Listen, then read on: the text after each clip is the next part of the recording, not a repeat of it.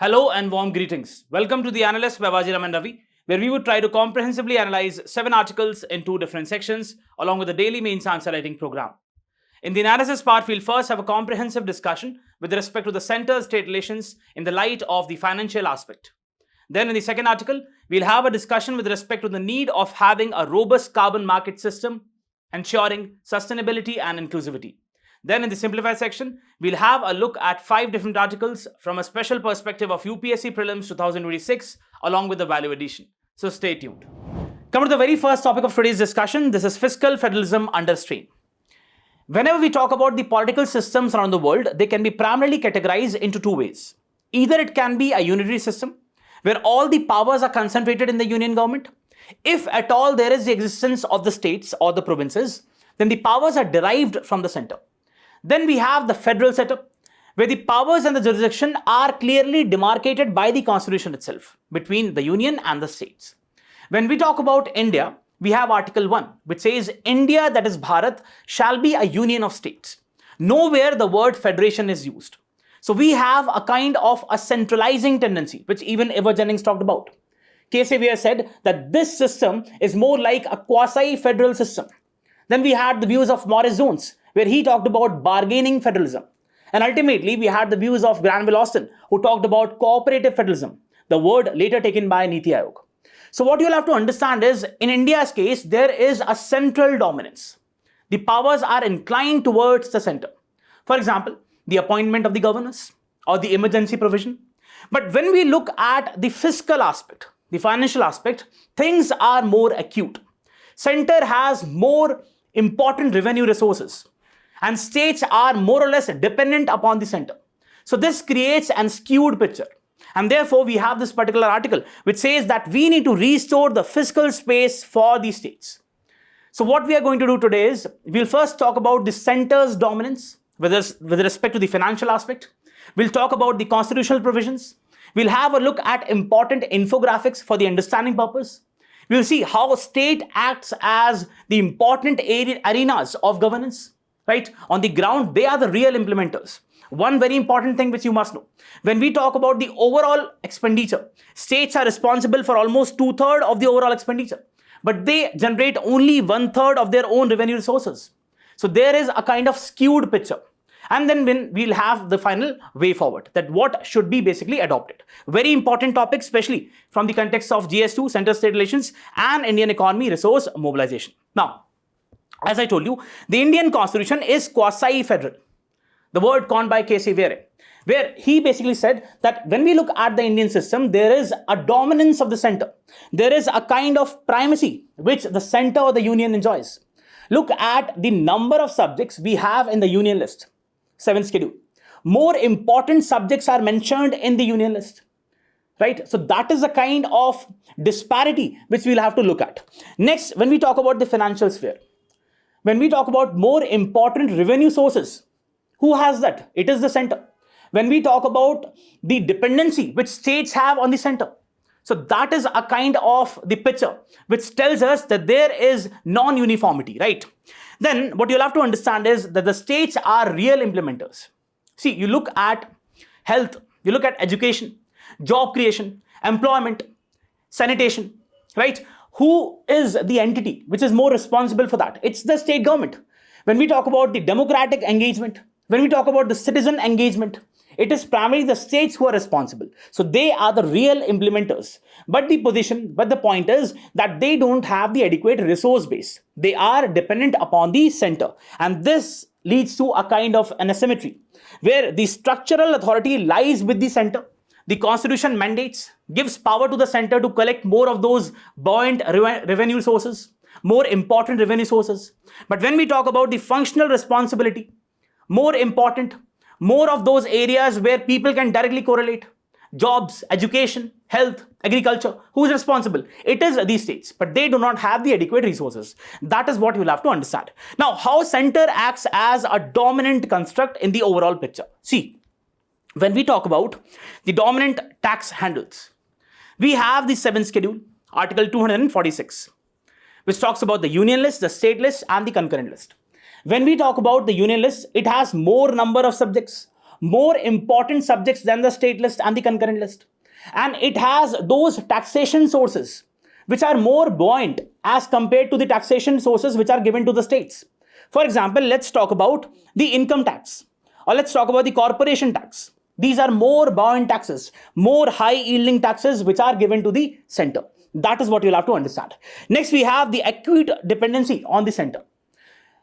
The article itself says that when we talk about the state's total revenue receipts, the state's total revenue receipts, out of the total receipts, we have almost 44%, which is the component of the central transfers. What the author is trying to say is that there is an acute dependency on the center with respect to the revenue sources, right? And also for certain states like Bihar, this number is to the tune of almost 70%. 70% of the total revenue sources of Bihar, they are dependent upon the central transfers. For Odisha, the number is more than 40%. So that is something which you'll have to understand. Next, we have the fiscal transfers, especially in the context of Finance Commission. See, very, very important point to understand, and I will also add few static points. When we talk about the Finance Commission, we have Article 280. So Article 280 talks about the Constitution of Finance Commission so as to recommend the distribution of the net proceeds of taxes. The net proceeds of taxes is derived from Article 270. That is what you'll have to understand. Now, there are few points which you'll have to keep in mind. First of all, that the very first point is that the Finance Commission is appointed by the center. The members and the chairman, they're appointed by the center. There is no consultation with the states. That creates first a difference. Second, what you'll have to understand is that the Finance Commission is given a term of reference, that these are the areas where you'll have to deliberate and give your recommendations to us. The terms of reference are decided by the center itself. Again, no consultation with the states takes place. Third thing, what you'll have to understand is that these are mere recommendations. See, I understand that Finance Commission is a constitutional body and center is unlikely to disagree with respect to the recommendations it has given, the Finance Commission has given. But again, these are ultimately the recommendations. And again, the implementation of the recommendations, its timing, it is again decided by the center. So these are the points which you'll have to consider, right? When we talk about the devolution with respect to the taxes, I already told you Article 270, or grants, we have Article 275, the grants and aid. Again, on the basis of the recommendations of the Finance Commission, you have the devolution of these grants and aid. Then we have the timing and the implementation. The implementation of these recommendations, it is decided by the center, right? States have no role to play. Next, we have the dominance in the GST Council. We basically came up with the GST Goods and Services Tax, which was again a transformational architecture with respect to the indirect taxes. But what you'll have to understand is that, see, recently we rationalized the tax structures, right? We came with less number of tax slabs. But again, the whole picture is that still the center has a dominance with respect to the GST. Look at this particular picture. When we talk about the GST Council, the decision making is skewed in favor of the center, right? With respect to the decision, almost 75% vote is required. And when we talk about the center, it has 1/3 vote and states have 2/3. So without center concurring on a particular subject, there can be no ratification. No motion can be passed. So that is a kind of skewed picture which we are looking at, right? Now, cesses and surcharge. Again, very important thing. See, what are cesses and surcharge? They are nothing but tax on tax. Cess is imposed for a particular purpose, right? So whatever the proceeds of cess is, it goes in for a particular purpose. Let's say we have Krishi Kalyan cess or education cess. But surcharge is not for any particular purpose, right? That is what you'll have to understand. And the proceeds of cess and surcharge, they basically flow into the Consolidated Fund of India. Important factual points. Now, see, when we talk about the divisible pool of basket, let's say we have different taxes which the basket forms. Let's say we have the income tax, we have the corporation tax, we have the central GST, we have the center share in the integrated GST, IGST, right? So this forms the divisible pool of basket. But in this divisible pool of basket, which is to be shared between the center and the states, cess and surcharge are not included.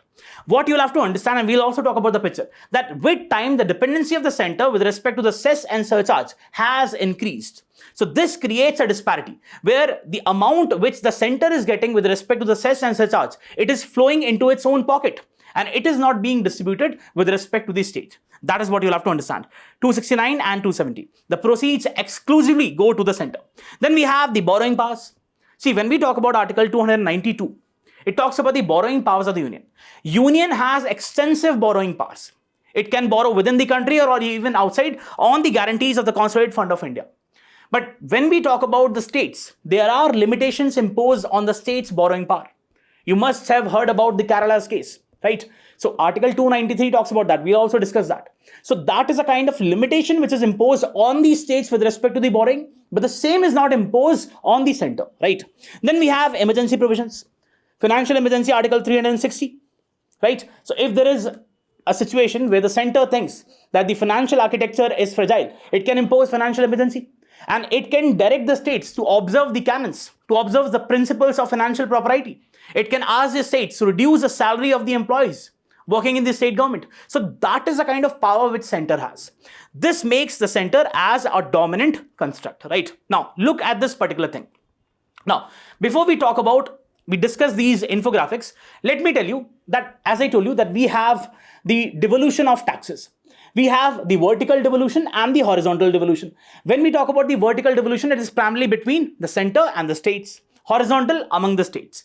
Next thing, cess and surcharge, I already told you. If you look at this particular picture, you will see that the dependence of the center on the cess and surcharge, it has increased with time. Look at this particular red line. The cess and surcharges as a part of gross tax revenue, it has been increasing. And its share, the other thing, that is the divisible pool's share in the overall gross tax revenue, it has been reducing with time. Now just imagine, if the divisible pool of taxes is going to reduce with time, the less amount would flow to the states, because center is now more dependent upon the cess and surcharge. That is something which you'll have to understand, right? And all the resources which are coming into the cess and surcharge, it is flowing just to the center, exclusively to the center. It is not being distributed to the states. So that is a very serious concern.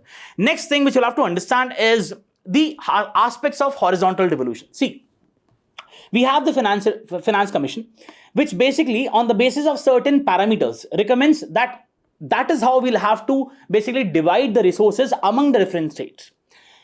There are primarily two principles which you'll have to understand. Important point, just pay attention. Very first is, the first kind of factors which is considered by the Finance Commission is those of the equity aspect. That is, those states who have lagged behind the overall economic progress, they need to be given more resources. What all factors the Finance Commission can consider for the equity? For example, the population or the area, right? Then we have the efficiency principle. That is, those states which have witnessed a good economic growth, or who have implemented the family planning measures, reduce the fertility rates, they must be incentivized, right? Efficiency principles. For example, we have the demographic performance or the tax effort, tax collection efficiency. So these are the two principal factors. The first is equity driven, second is efficiency driven. What many states have been saying, primarily the South Indian states, that the kind of recommendations which are being given by the Finance Commission, they are more biased with respect to the Northern Indian states. That is, Northern Indian states are having an advantage with respect to the overall devolution, even though their economic rates have basically been poorer than that of the South Indian states, even though they have not taken those actions with respect to controlling or containing the fertility rates. They are being incentivized. And that is a kind of grievance which they have. That is what you will have to understand. So there are different parameters. What the Finance Commission says is that with time, we have incorporated more of the principles of the efficiency. For example, if you look at 15th Finance Commission, you will see that the demographic performance, the weightage given to this was 12.5. The tax effort, the weightage given was 2.5. And the 14th Finance Commission did not basically consider that. So Finance Commission on one hand is saying that we are giving importance to the efficiency, but we have some of the concerns where the South Indian states have alleged that there is a kind of disparity. We are being penalized. We are at a disadvantaged position, primarily because the resources are flowing towards the North Indian states. And we have the kind of grievance which South Indian states have. It is basically credible because you can look at this particular picture. For every 1 rupee contributed by different states, this is the number you have, how much they are getting in return. For every rupee contributed by Bihar in the overall taxes, it is getting a share of 7 rupees, around 7 rupees. For every rupee being contributed by Uttar Pradesh, it is getting in return 2.73 rupees. And that is what South Indian states are saying. That in 70s and 80s, we worked upon the family planning aspects. We made sure that we invest in those capacity building, in health and education. But right now, the kind of picture we have is, instead of incentivizing us, instead of rewarding us, we are being penalized. Look at what is the state for Kerala. For every rupee it is contributing in the overall tax revenues, it is getting just 0.57 rupees. Or let's talk about Tamil Nadu or the other states, Karnataka, just 0.15 for every 1 rupee it is contributing. That is a kind of picture. Now, look at this. As I told you that successive finance commissions have increased the kind of devolution which has to be there. For example, the 13th Finance Commission talked about that the share of the states must be 32%. It was then increased by the 14th Finance Commission to 42%.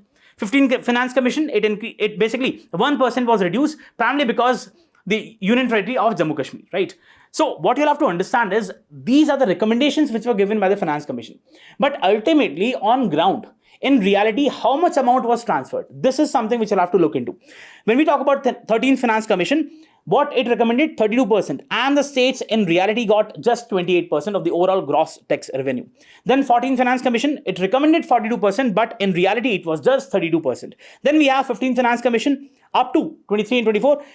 41% was basically recommended and they received only 31%. That is the stark difference which you'll have to understand. Now, the share of the states in the divisible pool of taxes. When we talk about the states like Karnataka, Kerala, Tamil Nadu, their share is consistently reducing. Look at this, a downward sloping graph. But when we look at the other states, for example, Bihar or for example, Uttar Pradesh, the kind of resources which they have been getting from the center, it's almost uniform, or in some cases it is also increasing. So that is primarily the concern of the different states. You need not to mug up the data, but again, have a good picture in your mind so that even roughly if you draw a certain kind of graph in the examination, that's definitely going to reward you. Next point is how the states act as a real arenas of governance and economic activity. I already told you that once we talk about those subjects where people can definitely correlate more, for example, be it the job creation, employment, sanitation, hygiene, right? It is the states who are the real implementers. Definitely center is playing a very important role in some of the national aspects, for example, the security and the other things. But again, that is not something which people can directly correlate. On the other hand, what we'll have to look is at a picture where the states are having more responsibility but less resources, right? So that is what you'll have to understand. Extensive expenditure responsibility. The core welfare with respect to the health, the education, the agriculture and developmental functions, different industries, MSMEs. So primarily it is the states who have to implement different policies. Then we have the grassroots implementation. See, what you'll have to understand is that the center has come up with a lot of schemes, right? Primarily in the form of centrally sponsored scheme. And the contribution which the center is giving, it also forms a part of the kind of devolution which is being implemented, recommended by the Finance Commission, right? So again, what we'll have to look at a picture where center is coming up with these schemes, the centrally sponsored schemes, where it is definitely contributing. But all these schemes are being designed and planned by the center. There is no stakeholder approach which is there, right? Even though the overall functioning of the scheme, be it the administrative machinery or the implementation of that particular scheme, the contribution is done by the states. We have the district administration, we have the different departments of the states who are basically managing all those schemes, but they are not getting the adequate credit for that particular thing. So that is something which you'll have to understand. Be it Mahatma Gandhi National Rural Employment Guarantee Act, be it Pradhan Mantri Awas Yojana or Jal Jeevan Mission, the implementation is state-led. That is, states are ultimately implementing the scheme, but they are not being given the credit for that. Next, we have democratic accountability. See, when we talk about the politics at the state level, people are more sensitive because if people feel that the state has not done much, state is not focusing upon the core real issues, be it the health, education, agriculture, then that is then reflected in the kind of election results we have. So that is what many states have complained, that you are not allowing us, you are not giving us the adequate resources, and because of that, what is really happening is that there is a kind of political instability which is there in many states, right? State elections, they are based upon the local development, the jobs, the amenities and the welfare. And states are the primary arenas in that particular domain. And if they do not perform, definitely is reflected. That would be reflected in the election results. Now, what are the concerns in the center-state financial relations? The very first is erosion of state autonomy, excessive use of centrally sponsored scheme, already covered. So the center is coming up with a lot of centrally sponsored scheme where the design of the scheme is being done by the center. There is a kind of one-size-fits-all approach which is being implemented by the center. Now, again, understand, the requirements of Kerala are very much different from that of Manipur or from that of Uttar Pradesh. So that thing must be considered, the bottom-up approach, but that is not being considered. And again, there are a lot of conditionalities which are imposed. What the center is saying is that if you do this through this particular scheme, we will then transfer you the added amount, the additional amount. So there are a lot of conditionalities which are imposed. That does not augur well for these states. That's what you will have to understand. And it limits the discretion. Because ultimately, the states have no option but to just implement what is being said by the center. There is no discretion which is there with these states. Then we have vertical fiscal imbalance. There is a kind of a mismatch between center's revenue and state expenditure. Already told. There is an acute dependency of the states on the center's resources, on the central transfers. But they have more of responsibility with respect to the expenditure in the core areas, core welfare developmental functions. Then we have regional disparities. As I said, many South Indian states have alleged that the Finance Commission is not reflecting the kind of progress we have made. It is not giving more importance to the efficiency principle. It is giving more importance to the equity principle. And therefore, there is a kind of a picture where more favors are being given to the North Indian states. And because of that, the South Indian states feel that they are being penalized, right? There are concerns of fairness and transparency. That is, even if the recommendations are good, what about the timings and the implementation? Who will decide that? It would be decided by the center. So that is what you'll have to understand. Then there are borrowing restrictions. I already told you. 292 talks about the center's borrowing powers, which are extensive. But 293 talks about the states. Now, what you'll have to understand is that states can also borrow. Let's say you have a particular state A, which has already borrowed and center has given the guarantee. And now it needs more of funds. It cannot do so. It cannot borrow until the center gives the consent. That is the kind of conditionality which is imposed on the states. So the borrowing powers of the states are limited. That is what you'll have to understand on the central approval. Then we have uncertainty in GST revenue sharing. When we talk about the functioning of the GST system, see, definitely, recently we have made a lot of improvements. Slabs have been rationalized. But what you'll have to understand is that the states had their own expectation that once the GST will come, we'll have more of resources. But that thing has not turned into reality. Moreover, there are issues with respect to the compensation. States were initially being compensated for the revenue loss, but now they're not being done. So this creates again a disparity, a skewed picture, where states had a lot of expectation with respect to the GST, but that has not been realized. Plus, there are issues with respect to the functioning of the GST portal. There are issues with respect to the input tax credit mechanism. So that is what you'll have to understand. Now, what should be the way forward? When we talk about the way forward, what you'll have to understand is the very first, you should know that we need to enhance the resource devolution. 15th Finance Commission has definitely, it told that the vertical devolution must be increased to 41%. But what has happened? In reality, it's still 31% or 32%. Primarily because of the cess and surcharge. The dependency of the center on the cess and surcharge. So that should not be there. For that, what we can do? We can cap the cess and surcharge.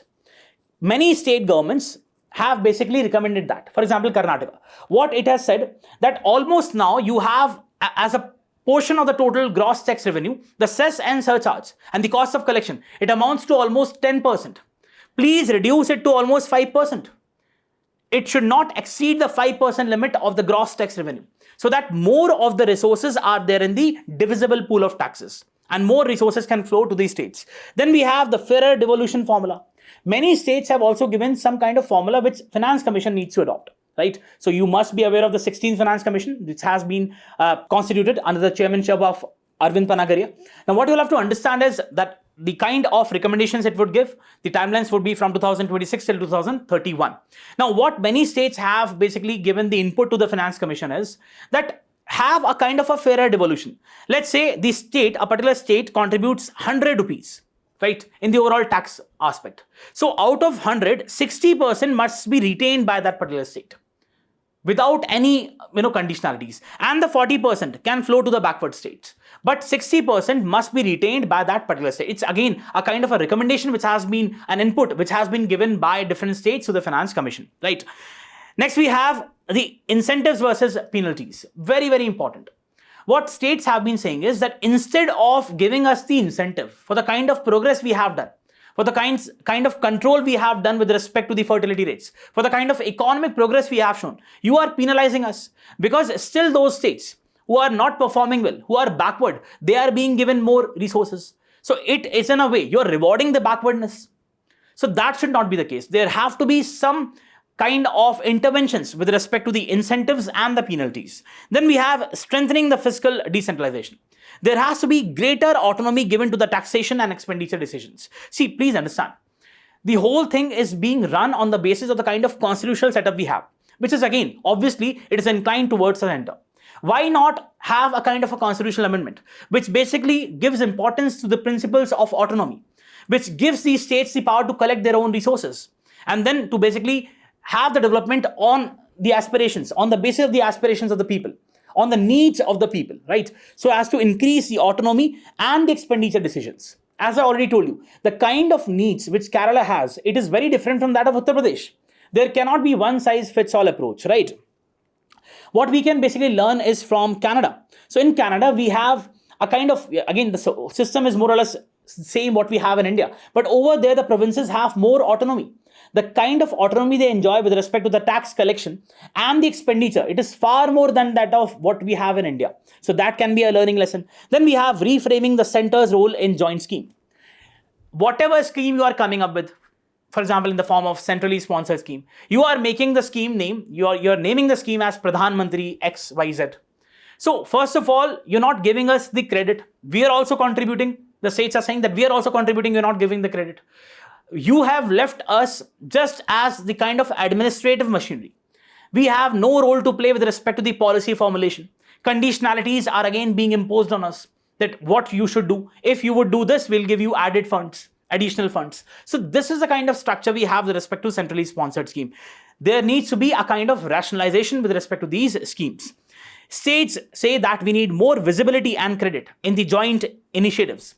Current model, the kind of policies we have, the schemes we have, it creates a kind of fiscal dependency on the center and also political fiction. You must have seen what happened just before a few days, for almost a year, with respect to the educational Ministry of Education schemes, right? Samagra Shiksha Abhiyan in the context of Tamil Nadu. The funds were not being transferred to Tamil Nadu. And this caused, especially in those states which are being ruled by the opposition, what we see is that there is an acute friction. And that basically, ultimately what it does, ultimately the development takes the backseat. There is a cost involved, and the cost is with respect to the development of the people, right? So that is something which you'll have to understand. Reconstruct the fiscal federalism philosophy. What we'll have to understand is that center is a constitutional facilitator. Center has very important role to play when we talk about the national security architecture, right? The security architecture. But when we talk about the real implementers, it is the states. So why not center should play a role of facilitator? Why it needs to basically intervene at all those places? We had the very important case of S.R. Bomai versus Union of India, where the Supreme Court very clearly said that the states are not mere appendages to the center. They have their own constitutional existence, right? So that is what you'll have to understand. Center should only facilitate the things, right? Next, we have the real delivery, which lies with the states and the panchayat. When we talk about the local development, when we talk about the development at the grassroots level, we have the panchayats doing so. So the real implementers are these, the states and the panchayats. They must be given the resources, right? GST Council must be reformed, right? When we talk about the decision-making aspect, it must be reformed. Or let's make the use of Interstate Council. Why not? Article 263, a constitutional status, right? So that can be used for facilitating the relations between the center and the state. Adopt a true partnership model. When we talk about the planning aspect, the fiscal planning or the revenue sharing or the scheme design, there has to be cooperative federalism, the word which is used by Niti Aayog. It should not be just in just letter. It should also be in spirit. It should be manifested with the kind of approach which the center has. It has come up with the Niti Aayog, the Team India and all those things. But still what we see is that there is a central dominance, right? Equal stakeholders. There has to be a stakeholder mechanism where state has to be consulted at every stage. Then we have transparent revenue sharing mechanism. When we talk about the revenue sharing, it has to be fair and predictable. It should not be like that, the Finance Commission recommended 41% and in reality only 31% is going, primarily because of the cess and surcharge. That should not be the case. It has to be fair because center has to understand that most of the expenditure is borne by the states, right? GST Council must talk about the inclusivity, greater fiscal transparency. Whatever the actions are being taken by the center, there has to be a proper transparency mechanism. the center should basically tell that why we are coming up with this particular plan, or why these many resources are being transferred to state A. Because in many cases, what you would have seen is that center is now more dependent upon the discretionary grants. We have the statutory grants, Article 275, right?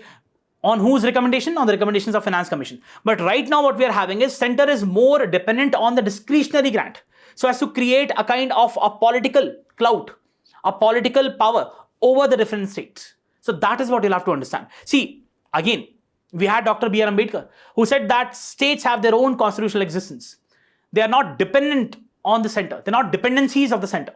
So what we'll have to understand is when we talk about the developmental aspect, it is the states who are the real implementers, but on the ground, they're not having the adequate funds. So there has to be a fair and transparent mechanism, which basically talks about the principles of equity, which makes sure that those states who have definitely done better, done good with respect to the human development indicators, be it the education, the health, the fertility rates, they must be incentivized, right? And adequate resource sharing must be done with these states. Very important topic. Let's have a means practice question. The evolving nature of center-state financial relations in India has significant implications for cooperative federalism. Cooperative federalism. Critically examine this statement in the context of recent trends in fiscal devolution and suggest measures to strengthen fiscal federalism. Very, very important topic. Even in this year's mains, there was a question with respect to the financial aspect. Do try to write this particular answer. And yes, if you're liking the initiative, do not forget to press the like button and also let us know through the comments. Let's go to the next topic. Coming to the next topic, this is with respect to safeguarding the India's carbon market. See, India is taking steps to build its own carbon market ecosystem. And we have started with the CCTS, Carbon Credit Trading Scheme. Now, we'll see what carbon credit is all about, what is carbon market, what is carbon trading. But what you'll have to understand is that in this particular column, we have the authors who are saying that the kind of policy approach we are taking with respect to the carbon markets, it is non-inclusive in nature. And it is marginalizing some communities, primarily the farmers and the tribals. So we'll see, first of all, what is carbon credit? What has been the global policy architecture with respect to carbon credits and the market, the carbon trading? What is India doing in this particular regard? What are the challenges involved and what should be the way forward? Very important part of GS3, environment and conservation. Now, first of all, what is carbon credit? Let's take an example. Let's say we have a particular industry A. Let's say the industry A is manufacturing cement, right?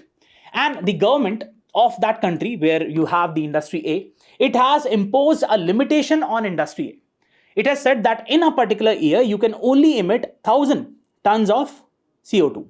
In the overall process you are having, you can only emit in a year 1,000 tons. Let's say, for example. Now, in the year, let's say, while it's undergoing its processes, the industry A emits 1,100 tons of CO2. So it has exceeded the limit. The limit was 1,000. What option it has? Let's say we have another industry which had the same limitation of 1,000 tons, but it only used 900 tons of carbon dioxide. That is, it only emitted 900 tons of carbon dioxide. So it has its own reserve of 100 tons of carbon dioxide. What it can do is, for every 1 ton of carbon dioxide, there can be a particular carbon credit. And this industry B can sell this carbon credit, 100 carbon credits, that is 1 credit being equal to 1 ton of carbon dioxide, to industry A. That is how this selling and buying of carbon credits takes place. There can also be another mechanism. Let's say that we have in a particular country, a project is being implemented. Let's say a renewable energy plant is being constructed, which would replace a carbon, or let's say a coal-based thermal plant. And this would result into saving almost 10,000 tons of CO2, right? After the renewable energy project it has started, it would basically save almost 10,000 tons of CO2. Because initially, if the coal-based power plant would have been there, it would have emitted 10,000 tons of CO2. But now, since we are replacing it with a renewable energy plant, be it a solar plant or a wind plant, this would save 10,000 tons of CO2. This can basically have 10,000 carbon credits. And out of the 10,000 carbon credits, it can sell 100 carbon credits to industry A, right? This can be the second mechanism, right? So what would happen is the industry A would buy these carbon credits either from industry B or from this particular project planner, right? And then it would basically pay a certain amount, and therefore that amount can be used for industry B in incorporating more efficient technologies for the overall process, or what it can do is the particular money would be used in the implementation of this particular renewable energy plant, a more cleaner form of energy. That is the kind of example I'm telling you. Every 1 ton reduction of carbon dioxide, right, that gives you 1 carbon credit, and that can be sold and bought in the market. That is what the carbon credit is all about. Certified reduction or removal of greenhouse gas. Every 1 unit of carbon credit implies 1 ton of carbon dioxide equivalent. First of all, what you'll have to understand is that how these carbon credits are generated, either through the mitigation project.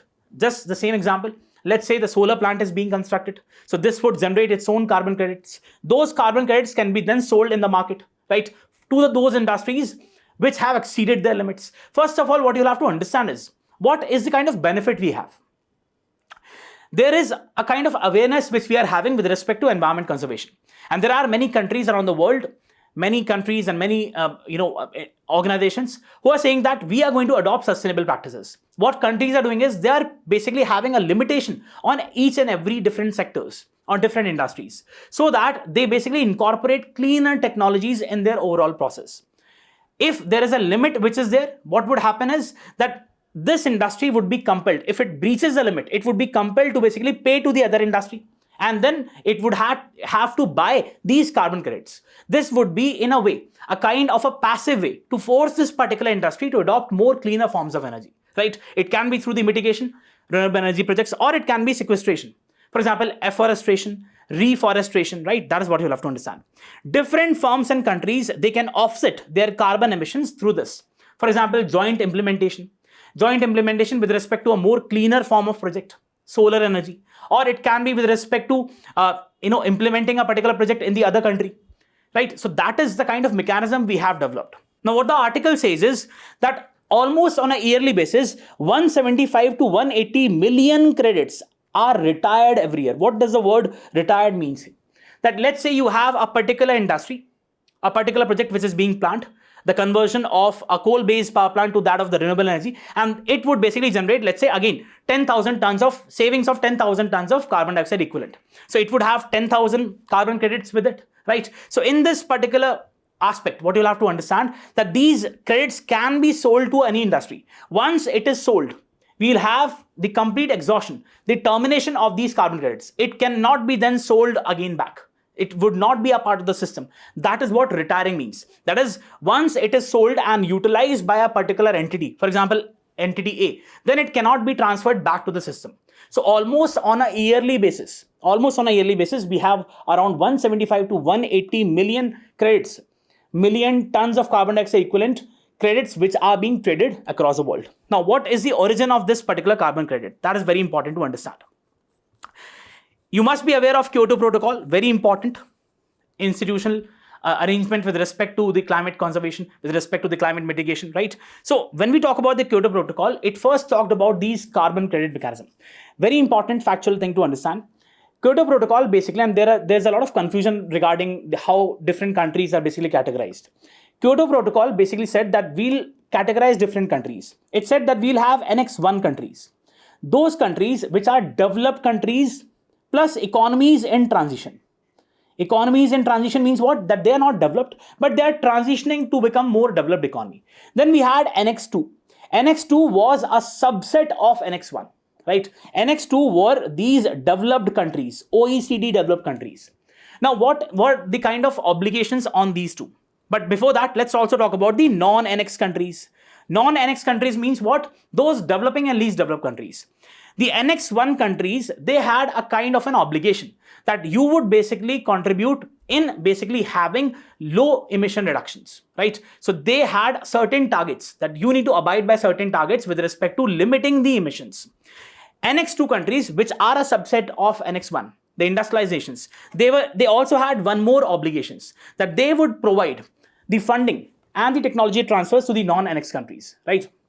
Non-Annex countries, they had no binding targets on them, and there was no need for the non-Annex countries to basically go for any climate projects. That is what you'll have to understand. When we talk about the Kyoto Protocol, it for the very first time created a market-based mechanisms to reduce the greenhouse gas emissions, right? And what were the kind of mechanisms which are used in Kyoto Protocol? The very first is clean development mechanism. what used to happen in this? In clean development mechanism, we had the Annex 1 countries, which included the developed OECDs and the economies in transition. They used to basically undertake a particular project in the developing countries, non-annexed countries, and therefore they used to basically come up with the certified emission reductions, right? Certified emission reductions. Then we had the joint implementation. What is joint implementation? That is, we have certain industrialized country, and that is basically implementing a project in the economies in transition. That is, a particular Annex 2 country is implementing a project in economies in transition. That was joint implementation. Let's say UK implementing a particular project in Russia, right? And it used to basically come up with the emission reduction unit, ERUs. In the very first case, clean development mechanisms, what we had was CERs, certified emission reductions, and in the joint implementation, we had the emission reduction units. Then finally, we had the international emission trading. That is, among the Annex 1 countries, when they are implementing the project, they can trade these carbon credits among themselves. That is what the overall structure was with respect to Kyoto Protocol. Do we have the same structure as of now? The answer is no. Why? Because we have come up with the Paris Agreement. And in the Paris Agreement, we have Article 6, which talks about different mechanisms. What is this? So through Article 6.2, what we are trying to say, that different countries can have voluntary, bilateral or multilateral aspects, programs, and through that, they can basically implement the internationally traded mitigation outcomes, right? But it would be on a voluntary basis. Then we have Article 6.4. What 6.4 says? That in the Kyoto Protocol, we had the clean development mechanism, but that was restricted to certain countries. Now we'll have a kind of mechanism which would be more or less applied to different countries, and for that we would need a kind of international setup, so that we can have a more nuanced, a more balanced carbon trading mechanism at the global level. Then we have Article 6.8, which does not talk about the market mechanisms. It only talks about the non-market mechanisms. That is, there can be technological transfer, there can be climate finance, which is non-market, which is on a voluntary basis. That is what you'll have to understand. Now, what is carbon trading? I already said. Once you have these carbon credits, which are bought and sold in a particular structured format, we say that carbon trading is taking place. What are the types of carbon markets? Either it can be a compliance market. What do you mean by that? Different governments, they can place restrictions on the limitations on industries, that these industries are only mandated to basically emit this much amount of carbon dioxide. Either it can be a national agreement or it can be an international agreement, but that is a compliance framework. It's a kind of mandatory framework. Then we can have voluntary carbon markets. We have certain entities who on a voluntary basis are basically going for a more cleaner form of outlook, right? So just to implement the sustainability principles, that is on the basis of voluntary carbon market. It is not mandatory. When we talk about the India's carbon credit framework, India in the year, we had an amendment to the Energy Conservation Act in the year 2022. And through that, we came up with the Carbon Credit Trading Scheme of 2023. This provides the holistic framework with respect to carbon credit in India, and it is still evolving, the carbon trading in India.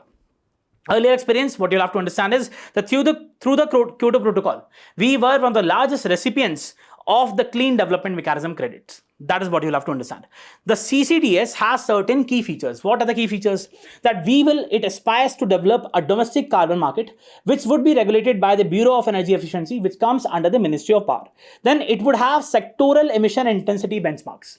That is, there would be caps on different sectors, different industries, be it the cement, the aluminium, the steel. Then we have voluntary carbon offsets. That is, for the other industries, there would be voluntary carbon offsets. That if they want to implement the sustainability principles, then they can basically follow those principles through a particular structured format, which would be provided through the CCTS. Then we have the National Registry and Trading Platform, again, to facilitate the whole process with respect to carbon trading. That is what you'll have to understand. What are the economic and environmental significance of this particular thing? The very first is economic benefits. See, once we have a proper structured format, first of all, you'll have to understand the philosophy of it. What is the philosophy? That we are trying to basically attain the sustainability principles, incorporate sustainability principles. Because in total, we have restricted the total amount of carbon emission which can be there.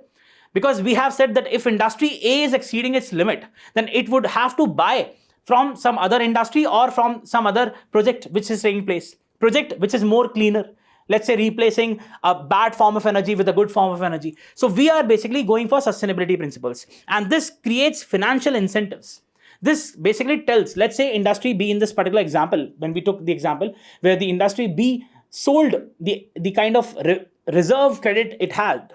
This creates incentives for different countries that why not adopt more technologically cleaner options, right? So that is one thing. Next aspect is that of attracting investments in different sectors. For example, clean technology, for example, renewable energy. Then we have generates additional income. So what you'll have to understand is that whenever you have the joint implementation of any particular project, let's say that afforestation is taking place, or let's say more micro irrigation techniques are being implemented, right? So in these cases, there is a kind of benefit sharing which is done. Benefit sharing with respect to the entity who is implementing the project, and also the farmers who have given the land, or the tribal community where the project is being undertaken. So that is a kind of benefit which it has. Generates additional income for the other players also. Environmental benefits promotes the sustainable land use. Because let's say you have a particular land which has been degraded, and now we are coming up with the afforestation program in that particular area. So this is going to promote the sustainable land use in that particular area. Then we have encouraging the innovation to come up with cleaner technologies, right? Then it supports the countries with respect to NDCs. So you must be aware that we have the Paris Agreement, which basically talks about the nationally determined contributions. So on a voluntary basis, we have different countries saying that we are going to do this, we are going to achieve this much level of the climate resilience, or the mitigation aspects, or the adaptation with respect to climate. So that is a kind of targets we have set for ourselves. Once we'll incorporate more of these projects, once we'll have a robust mechanism of carbon trading, then that would in a way give a boost to the nationally determined contributions. What are the challenges and ethical concerns? The very first is agriculture-based projects. See, especially what the authors are saying is the carbon projects which are being carried out, especially in India. First of all, in many cases, they are a top-down policy architecture. And in many of the cases, what is happening is that they are being undertaken in those lands which are community lands, where we have the farmers or the tribals, where a proper decision making is not being done. A stakeholder approach is not being taken, right? So that is the kind of thing which you'll have to understand, especially in the agriculture related projects, where we are basically looking for more environmentally friendly options in the agriculture sector. What the authors are saying is that we are marginalizing particular castes. There is a non-inclusive architecture which is there, right? So this is one of the very important concerns. Greenwashing. Many enterprises, what they do through the marketing techniques, what they try to do is that they buy those credits which have done nothing on the ground. So there might be a possibility that we have a particular project which is said to have been a very clean project, but it has not done something substantial on the ground, but the carbon credits are generated, and this particular industry buys these carbon credits. So this is a kind of greenwashing. It would appear that yes, the company is very much environmentally friendly and trying to incorporate all those practices, but in reality, what we are seeing is that they are not basically going with sound environmental practices. Then measurement and verification issues is still the framework with respect to the carbon credit. It's quite fragile in nature. We have different organizations, for example, Veera, right? Non-profit organization, who are basically looking at the verified emission reduction units, making sure that these units, they basically verify that are these units even credible or not. But still the overall structure is not that developed. And there are issues with respect to the measurement and verification of these carbon credits. Then we have exclusion of local communities. The kind of projects which are being done, it is a kind of top-down approach. Project is being sanctioned, it is being undertaken. There is no stakeholder approach which is there. The local government or the panchayats or the gram sabhas, they are not being involved. Then we have land conflicts. Whenever we talk about the tribal areas, you must have heard about the tribal rights, the land rights which we have, for example, through the Forest Rights Act. But when these projects take place, then the rights, the community rights of the tribals are compromised. So that is something which you'll have to understand, including the land rights. Then we have price volatility. What we observe is that see, again, as I told you, once a particular entity is going to buy carbon credits, there would be a valuation to it.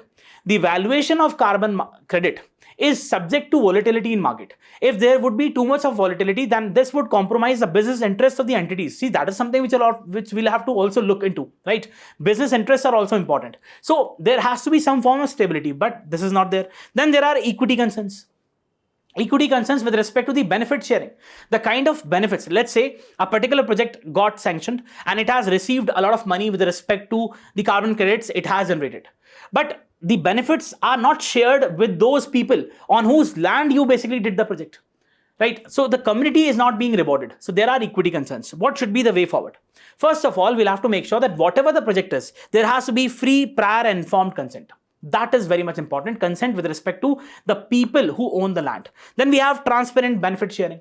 Benefit sharing is very important. The terms of the contract need to be very clear that once we implement the project, the kind of benefits we are going to have, they would be divided in such a manner. It has to be, the whole process has to be very transparent. Strengthening the measurement and the reporting and the verifying system. That is again very important. The MRV system, measurement, reporting and verification. Because if we don't have a robust MRV system, then we'll have a lot of those carbon credits which on the grounds have done nothing, right? So that is something which is very important. Integrating with the SDGs. See, again, climate, the kind of protection is very important. Sustainability principles are very important, but not at the cost of the livelihood of these traditional community, not at the cost of the equity principles when we talk about these tribals or the farmers. So climate protection is important, but we'll have to also balance with the livelihood concerns of these farmers, of these tribals. Then we have institutional capacity.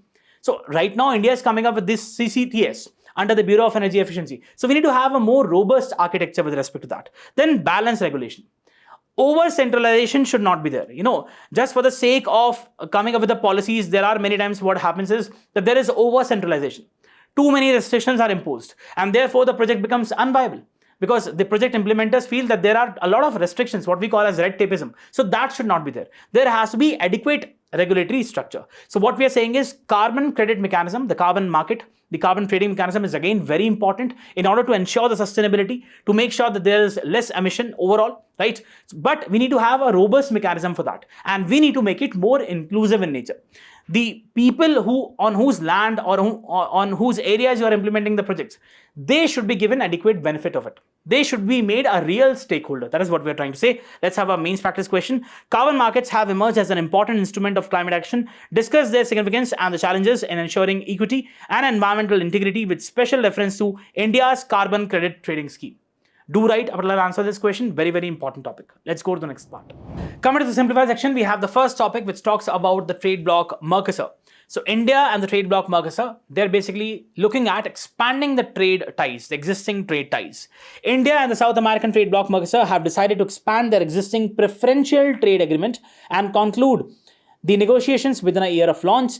MERCOSUR includes Brazil, Argentina, Bolivia, Paraguay, and Uruguay. That is how you use the information from the newspaper, because there can be a possible question in the prelims that what all countries form a part of MERCOSUR. To get the exercise going, both the sides will set up a technical dialogue and hold a meeting of the Joint Administration Committee created under the PTA at the earliest to define the scope of the expansion. Not really important to know, but yes, now this is important. The existing PTA between India and MERCOSUR was signed in January 2004 and became operational in 2009. The agreement gives tariff concessions, preferential treatment of 10% to 100% on 450 products from India and 452 products from MERCOSUR. The bilateral trade between India and MERCOSUR stood at $17.9 billion in 24-25, with India's exports at $8.19 billion and imports at $9.73 billion. Brazil is the biggest trading partner on the bloc, with India's export at $6.77 billion and imports at around $5.43 billion. India's exports to Argentina were $1.01 billion and imports were $3.73 billion. You can have a look. So we have the Southern Common Market MERCOSUR is a regional integration process initially established by Argentina, Brazil, Paraguay, Uruguay, and subsequently joined by Venezuela and Bolivia. This is important to understand. We have countries Argentina, Bolivia, Brazil, Paraguay, Uruguay, Venezuela. Right now, you'll have to understand that the country, Venezuela, is basically its rights and obligations have been cancelled at the moment, primarily because of the concerns they have among each other with respect to the democracy in Venezuela, right? So that is what you'll have to understand. But the countries which are a part of the grouping is Argentina, Bolivia, Brazil, Paraguay, Uruguay, and Venezuela. These are the associated states. That is what you'll have to understand. This is through the map you can understand. We have Venezuela, we have Brazil, we have Paraguay, we have Uruguay, we have Bolivia, and we have Argentina. That is what you'll have to understand. Let's go to the next topic. Coming to the next topic, this is with respect to the non-aligned movement. Now, we all know that in the Cold War, the world was divided into two power blocks, one led by the USA and the other led by the erstwhile USSR. We at that moment decided that we are not going to be a part of any of these power blocks and we'll stay non-aligned. And many countries joined that particular fray. But because of the strategic necessities, with time, what we realized that we had to come up in partnerships with different countries, not alliances, but in partnerships. Therefore, with time, the kind of importance we used to give to non-aligned movement, that was significantly reduced, right? So we have a particular ministerial meeting where one of our India's ministers has participated and has talked about the Palestinian issue and the other issues. Members of the non-aligned movement should harness the initiatives to advance the aspirations of the global south, said the Minister of State for External Affairs, Kirti Vardhan Singh, on Thursday. 19th Non-Aligned Movement Midterm Ministerial Meeting in Kampala, Uganda. NAM Ministerial Committee on Palestine also called for a two-state solution on Israel-Palestine conflict. And what they said was, we must raise our voice for reformed multilateralism. Again, very important word, reformed multilateralism, primarily in the context of making sure that the UNSC should be more inclusive, should include countries like India, including the UNSC Security Council, that is United Nations Security Council, and the international financial institutions for reflecting the contemporary realities. We many times say that these institutions were set up in post Second World War, and they reflected the realities of that time. Right now, the world is more multipolar. We have a lot of power centers around the world. So that should be reflected in the kind of institutions we have. They need to be made more democratic.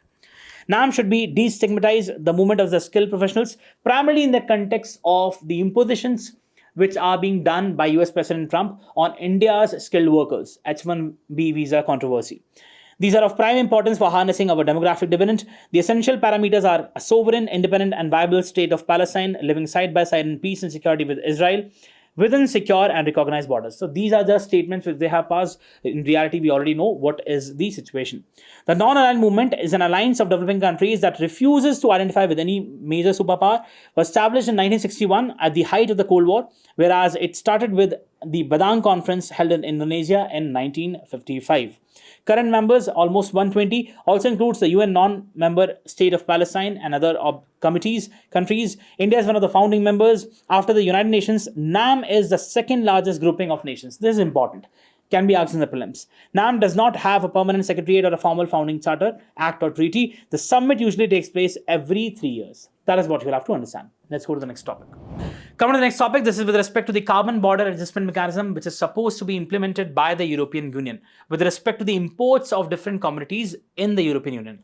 The whole summary is, let's say we have a particular industry A in European Union jurisdiction, which is basically manufacturing, let's say, steel. And it is basically emitting X kg of X tons of the greenhouse gas emissions. Let's say we have another industry B in India, which is, because it is having low technological base, this would emit more of the greenhouse gases. Let's say it is basically having X plus Y, right? It is emitting X plus Y tons of carbon dioxide or other greenhouse gases. What the CBAM mechanism says is that whatever additional you are emitting in your home country, you'll have to compensate for that, because we have gone with the technological interventions. We have made our technologies, our processes clean, and therefore we are emitting less amount of carbon dioxide. But you are utilizing low cost processes, and therefore your products are at low cost. You have not integrated technology, and therefore what you'll have to be what you should compensate for is this excess amount Y. That is what you'll have to understand. Okay. So on this particular basis, we have the carbon border adjustment mechanism, which India has said that this is a kind of a non-tariff barrier and we will retaliate accordingly once this is implemented, right? Indian exporters of iron and steel to the EU may have to pay about 301 million euros, approximately 3,000 crores. Carbon border adjustment mechanism CBM fees, highest among the countries exporting similar products to EU. So if this comes into the picture, if this turns into the reality, India would be a country which would be, the one which would suffer the most because of this particular thing. A think tank has basically released CBM is a levy that European importers must pay if they buy products from countries whose production emits more carbon dioxide per ton than the equivalent goods manufactured within the EU. That's what I told you. Russia will face the next highest CBAM charges, And then India's total CBM liability covering the exports of aluminium and cement, in addition to the iron and steel, stands at almost 330 million euros, roughly 1% of the value of the traded goods. So this is a kind of a very big amount, right? That's going to significantly impact the exporters in India. Indian exporters could earn higher revenues, estimated almost 510 million euros, if they shift to cleaner technologies, resulting in a net cost reduction of around 180 million euros. India has consistently opposed the CBM by describing it as a non-tariff barrier. You can just have a look. So we have the EU carbon border adjustment mechanism simplified. So let's say we have a non-EU supplier coming up, for example, the steel or aluminium. So at the border itself, the CBM certificate would be required, and the importer must have this particular certificate. And ultimately, the penalty or the amount would have to be paid by the exporter, right? Let's say the exporter from India or from Russia, right? So then this amount would then be used, the kind of money which they get with respect to the certificates, this would be used in the national budgets and the EU budget. So in a way, this is a kind of a mechanism which is forcing the countries to adopt cleaner technologies. But in a way, it is also compromising the interests of the developing countries like India, because these countries have resources with them. They can incorporate cleaner technologies. We can't do that at such a great pace. So that is a kind of disparity which you'll have to understand. Let's go to the next topic. Coming to the next topic, here's a good news for many people that Supreme Court has allowed the bursting of green crackers during Diwali, right? The Supreme Court on Wednesday relaxed the absolute ban on the sale and the use of firecrackers in Delhi NCR, allowing the government-approved green crackers on a test case basis. The order passed by a bench of Chief Justice of India B.R. Gavai and Justice Vinod K. Chandran attempts to strike a balance between the livelihood concerns of the firecracker industry, the festive traditions, and the public health crisis caused by the air pollution. So what they have done is, what they have said is that there would be a limited sale of the green crackers, primarily because to ensure the livelihood security of those manufacturing the crackers, and also the kind of traditional sentiment which people have with respect to the crackers, right? So this is what they have basically said, and also to incorporate the environmental concerns, because they have not allowed the sale of normal crackers. What they have allowed is a sale of green crackers. The Supreme Court has laid down a strict regulatory framework for the temporary relaxation. Only approved green crackers can be sold and used. Sale will be permitted only from October 18th till October 20. Crackers can only be sold from designated locations. They can be used on Diwali or the day before, and these are the timings. Police and Pollution Control Board's official will perform the checking. They'll make sure that no normal crackers are being sold, only green crackers are allowed. The court's reasoning stems from the desire to have a balanced approach. The court noted that despite the ban, conventional and highly polluting firecrackers were being smuggled into the NCR, and they were being used rampantly. So why have, people who want to burn, they will definitely do so. So why to have this smuggling and all these things? Allow those crackers, only those crackers which emit less of pollution and less of sound. It reasoned that allowing a less polluting alternative in a regulated manner could be more effective than complete ban, and which is difficult to enforce. The development of green crackers, which the court was informed, could reduce the particulate emissions by 30 to 80% and presented a viable middle path. The court also considered the economic hardship faced by the firecracker industry and its workers. So again, many of the vulnerable people, many of the marginalized communities work in the firecracker industry. Primarily, we have the centers like Sivakasi in Tamil Nadu. So you'll have to also consider their livelihood concerns, the right to life. Green crackers are not pollution free. They are the formulations developed by the Council of Scientific and Industrial Research, CSIR, and National Environment Engineering Research Institute. We just discussed day before in the last analyst session that what is CSIR, what is NERI, right? Such crackers do not contain harmful chemicals like the barium nitrate, arsenic, lithium, and mercury. They're designed to release water vapor or dust suppressant that trap the portion of the particulate matter generated. They are claimed to reduce PM 2.5 emissions by at least 30% and also have a lower noise intensity capped at 120 decibels. Authentic green crackers can be identified by a green logo and a QR code on the packaging. So the technology is also present here. The Supreme Court clarified that this year's relaxation is only a test case basis. It directed the Pollution Control Board to conduct an intensive air quality monitoring from October 14 till October 25 and submit a report. The future of the firecrackers regulations in the NCR will likely depend upon the outcome of this experiment. So whatever the kind of information they're going to have, on that basis we'll have further regulations. So that is what the Supreme Court has said. It has taken a balanced approach. It has not basically gone for an outright ban on the firecrackers. That is what you'll have to understand. Let's go to the last topic.